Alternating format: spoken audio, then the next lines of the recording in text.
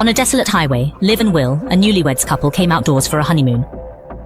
The charming husband, graceful wife, which suggests this is a sweet romantic journey. Unexpectedly, while Will put his head on the seat comfortably, Liv gradually revealed a strange expression. Just a day before, while she was preparing for this honeymoon, she accidentally saw a terrible secret in her husband's notebook. Will was secretly dating other women. The main thing that infuriated Liv wasn't this, but the fact that Will promised the woman that he will leave Liv soon. This was a great irony and joke for Liv, who just got married and was looking forward to a happy life. At that heartbreaking moment of Liv, revenge became her only choice, and kill the husband started to emerge stronger in her mind. So this honeymoon trip unexpectedly offered Liv an opportunity for revenge. How to escape after she killed her husband. Liv already had a perfect plan. She knew Will had a severe acrophobia, therefore she told her husband that he should not avoid facing his fear because he is scared. Under Liv's persuasive words, Will finally approached the cliff with heavy steps, and Liv didn't forget to cheer him on. Trust each other, right? Right? Yeah.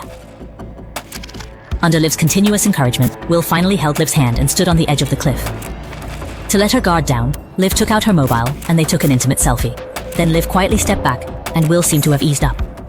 As she was about to admire the distant scenery, Liv slowly stretched out her right hand.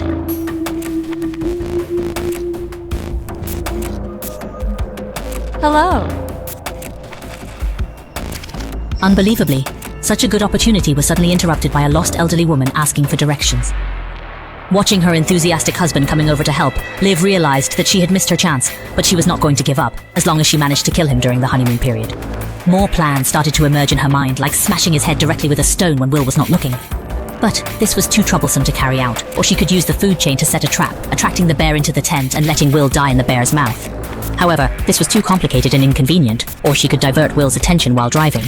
But if she wanted to kill her husband without raising suspicion, it would have to appear to be a very natural accident. Next, Liv had another opportunity. She would cause an accident involving her husband in public anger, and no one would ever suspect her. Since they had signed up for a rafting experience, Liv got on the boat first while her husband was getting things ready. She took out the pre-hidden knife and slipped the vertical strap on her husband's seat. When it was about to break, she casually sat on the side as if nothing had happened. The unsuspecting husband came and began tying the ropes while Liv unknowingly drifted away slowly into the distance. Liv was certain that as long as they crossed the rushing water ahead, there was a good chance that her husband would be washed into the water due to great inertia.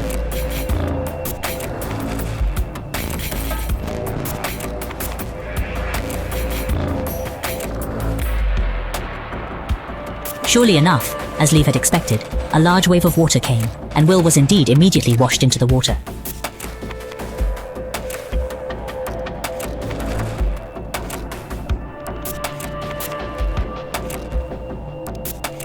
Watching her husband constantly calling for help, Liv astonishingly reached out a hand, perhaps just as a pretense. But unexpectedly another wave came, and she too was suddenly washed into the water.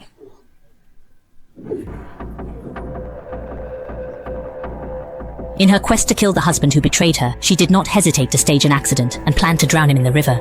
Unexpectedly, she too was swept into the water by the sudden wave.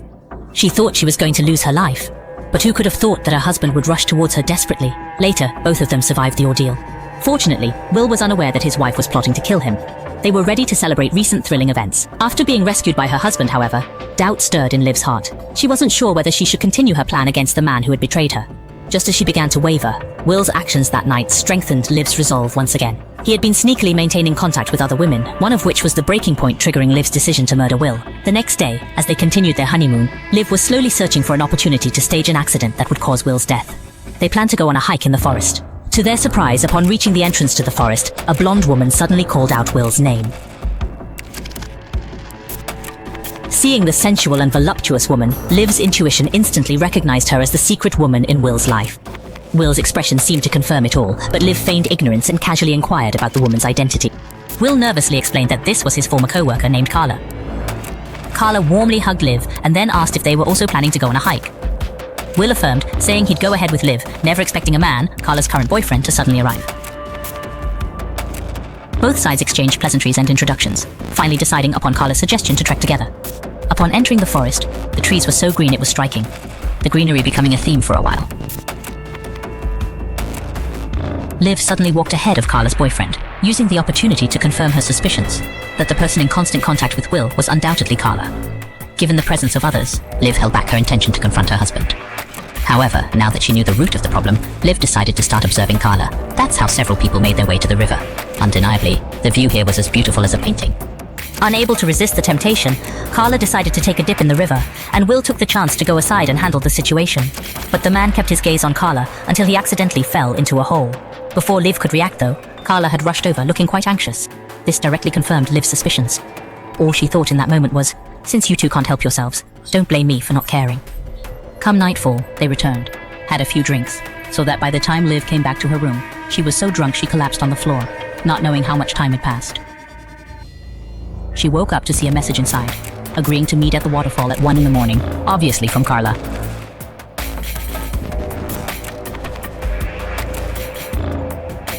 Angry, Liv didn't hesitate any longer and went alone in the downpour to the agreed location to find a man in a raincoat standing there.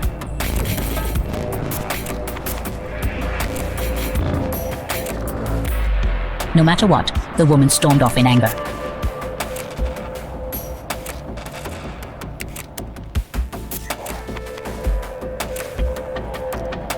The woman pushed her own betraying husband off the cliff, but felt a bit sad when she returned home.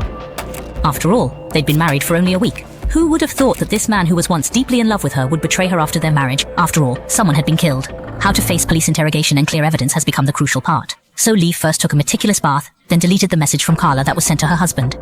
She then cleaned the room and started to rehearse her fabricated alibi in front of the mirror. Unexpectedly, a knock sounded at the door. Liv was slightly tense. She thought it was Carla and her boyfriend coming over. So, she composed herself and opened the door.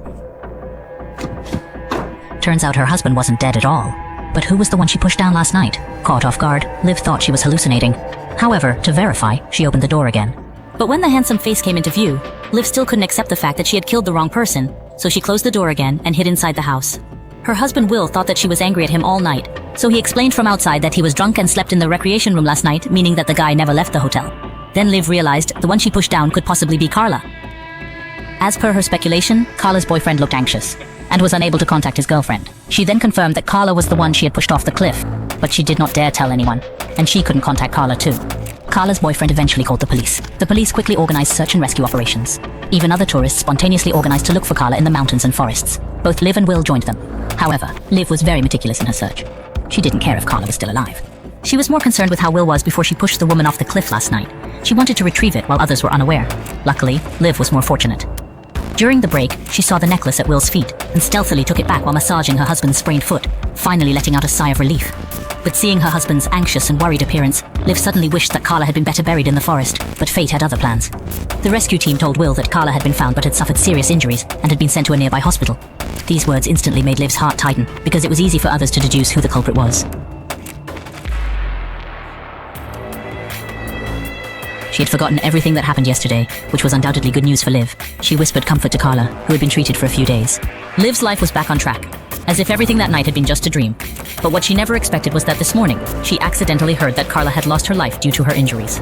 Looking at Carla's boyfriend's grief-stricken appearance, Liv finally manifested a sense of guilt that she did not know how to handle.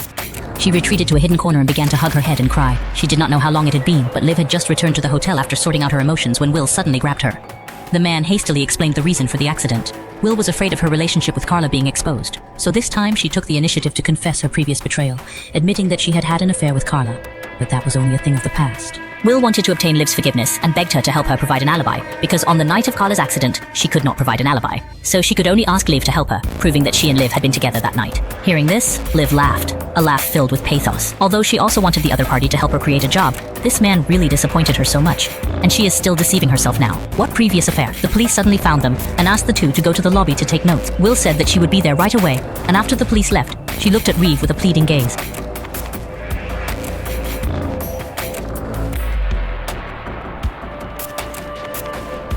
When they reached the lobby, Will began to recount that he and Liv had stayed in the hotel room that night and had not come out.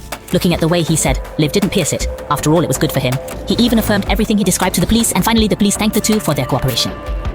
But until the results of the forensic examination and the report of the investigation of the scene are available, the police need to keep them in a state of contact at all times. Will smiled and agreed, and when the police left, Liv's relationship with him seemed to be completely shattered at this moment. Then the two returned to the city, although they were also living together, but they were strangers. However, while attending a party hosted by Liv's mother, Will suddenly finds him. He looked nervous and told the police that there had been a call from the police, and that Carla had not died in an accident. "What I said is true." "What the?" said the police. "They said she was persecuted." She was killed. The woman broke down and told her mother that she had killed someone. Mom covered her mouth and warned her not to talk nonsense, then told her it was not her fault. Will, do you think you can do it? Mom said, you're not wrong. The old mother relieved Levy not to be too sad. Since it was this scumbag who caused the consequences, she had to find a way to put the blame on him. As for how to do it, it depends on Levy's own ability. Not long ago, the police investigated that Carla did not die in an accident, but was pushed off a cliff and murdered premeditated. If a detailed investigation is conducted on the people around Kara, then Will definitely not escape being exposed to the improper relationship between the two. For the sake of his reputation, he had to confess everything to Liv. Hopefully, Leaf will continue to perjury for him. It's just that he doesn't know that Leaf is the real murderer, and in order to free himself from suspicion, Lev can only graciously accept the betrayal of her husband. He asks Will to give all the contact information he has with Kara Prepare before a police investigation. Clear. Kara's chat with Will. Fortunately, Carla used disposable mobile phones for texting, and Carla was more suspicious before her demise. She liked to delete messages after sending them, so they don't have to worry about cell phone texts. Now, the main problem now is their past emails. After narrating all these, the disgraceful man seemed unaffected before his wife. He even thought that Liv had generously forgiven him, so he told everything about how he and Kara were secretly meeting. He even once gave the house key to her. As a result, this statement completely shattered Liv, because it meant maybe Kara would have come to their home many times when he was gone, after feeling the house was impregnated with her presence. Finally, Liv cursed the man as a bastard. But anyway, the primary task now was to destroy all evidence. This was not for Will, but for himself. So he first asked Will to go to the company, because Will and Carla were colleagues, so they have been using the company's computer to email each other. Only needed to delete those past emails. The situation was surprisingly smooth. Will quickly deleted all emails exchanged between two of them, after everything sorted out. Both of them came together to Carla's home. Then, under the pretext of consoling Carla's boyfriend, they succeeded in finding their house key from here. After taking the key, they pretty much cleared all links between Will and Kara. In a stroke of luck, as soon as they left Carla's house, police showed up. They wanted to inquire about Carla's murder.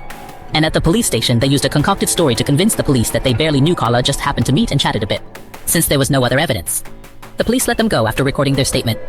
Unexpectedly, not long after, Carla's boyfriend was arrested as a suspect. Turns out, when the police were investigating everything about Carla before her death, they incidentally found a considerable amount of cash and new identification. Even a lease information for a new house. Seems like she was preparing to run away. But Carla's boyfriend never mentioned any of this, contrasting with what he had initially stated, because in the first account of Carla's boyfriend, he claimed to have a very good relationship with Carla, to the extent that they were talking about getting married. But looking at this situation now, it's obviously not the police asking him why he's lying. The man's silent. Maybe he doesn't know how to explain. The news of Carla's boyfriend being arrested quickly reached Will and Liv. Unexpectedly, Will knew the answer to this situation. It turned out on the night they went for a forest hike, Carla's boyfriend proposed to her, but Carla rejected him. The man couldn't understand why only Carla knew in her heart that she loved Will, and had already prepared to leave with him, so she rejected her boyfriend. Will's words made Liv suddenly realize if she told the police about this, it could possibly incriminate Carla's boyfriend even more. But Will disagreed because he didn't know how to explain the source of the news. However, even if they don't speak, other eyewitnesses have provided many useful clues. Someone saw Carla crying in the corridor for a long time that night based on this information. The police speculated maybe Carla's boyfriend, unable to accept her refusal, launched a series of revenge. But this is only speculation. There is no concrete evidence, however. The police's attention is now on him. Just when Liv thought she could escape from the police, Liv's mother suddenly came to the door.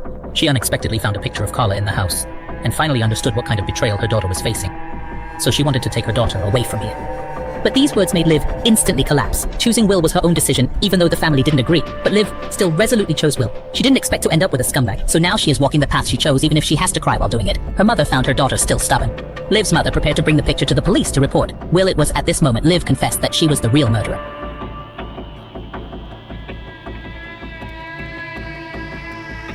There's also the beginning scene, because all this was caused by Will. Regardless of the circumstances, his mother instructed Liverfur to pin all the blame on Will. After his mother left, Liverfur, looking at the photograph in his hand, was filled with murderous intent again. If it weren't for Will, he wouldn't be in this situation now. So Liverfur has another audacious plan. Coincidentally, Carla's boyfriend was released due to lack of evidence.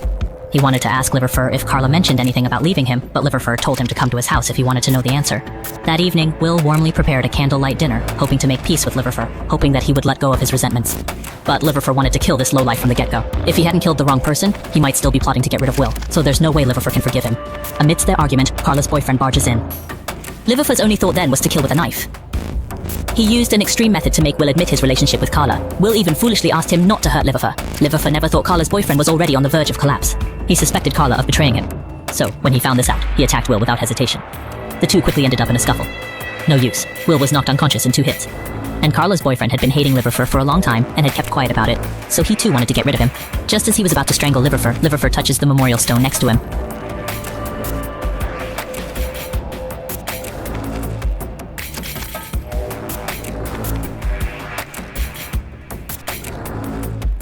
The plan is disrupted again, and Carla kills another person.